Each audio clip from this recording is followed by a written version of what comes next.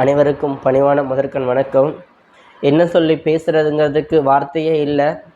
இன்றைக்கி ஒட்டுமொத்த இந்தியாவுமே கரூர் கண்ணீர் கடலிலே மூழ்கிவிட்டார்கள்.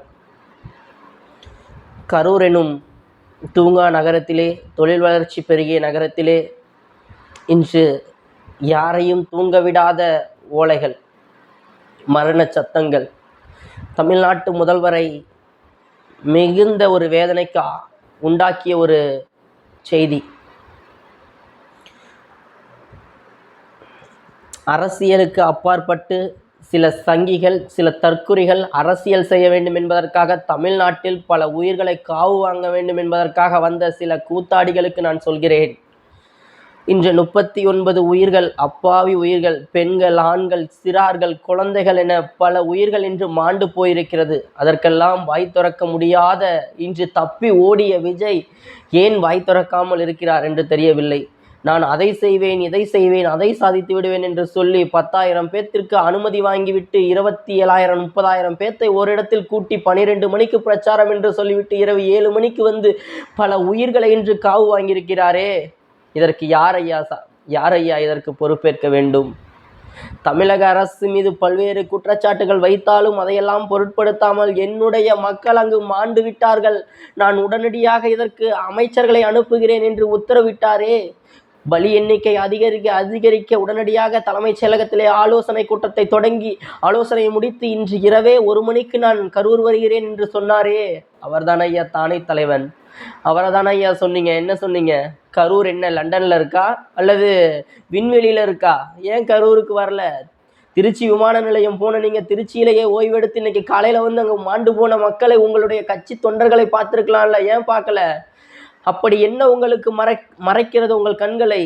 அவ்வளவு ஈகோ என்ன? அப்பாவி உயிர்கள் கூட்டத்திற்காக மட்டும் ரசிகர்கள் வேண்டும். உயிர் போனால் நீங்கள் ஒரு இரங்கல் கூட தெரிவிக்க முடியாதா? அவர்களை நேரில் வந்து பார்த்து அஞ்சலி செலுத்த முடியாதா?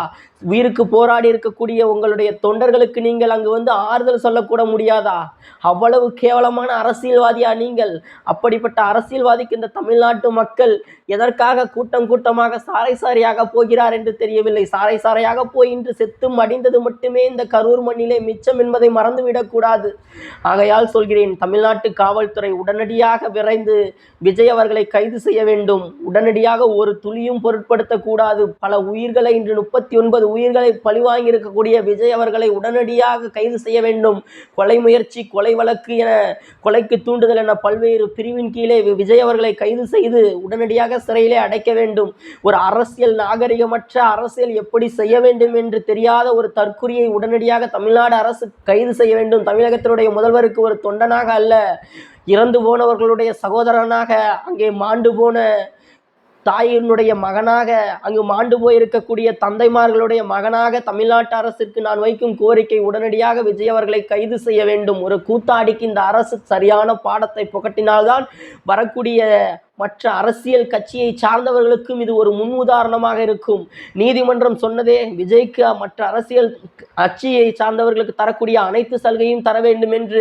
இன்று இத்தனை உயிர் போயிருக்கிறதே, நீதிமன்றம் தானாக முன்வந்து இந்த வழக்கையும் கையில் எடுத்து விஜயின் மீது வழக்கு பதிவு செய்ய வேண்டும் என்பதை ஒட்டுமொத்த தமிழ்நாட்டு மக்களின் சார்பாக, ஒட்டுமொத்த இந்தியாவின் சார்பாகவும், திராவிட முன்னேற்ற கழகத்தின் சார்பாகவும், தமிழக முதல்வர்களுடைய பொற்பாதம் தொட்டு தமிழக காவல்துறைக்கும் என்னுடைய பணிவான வேண்டுகோளை முன்வைக்கிறேன்.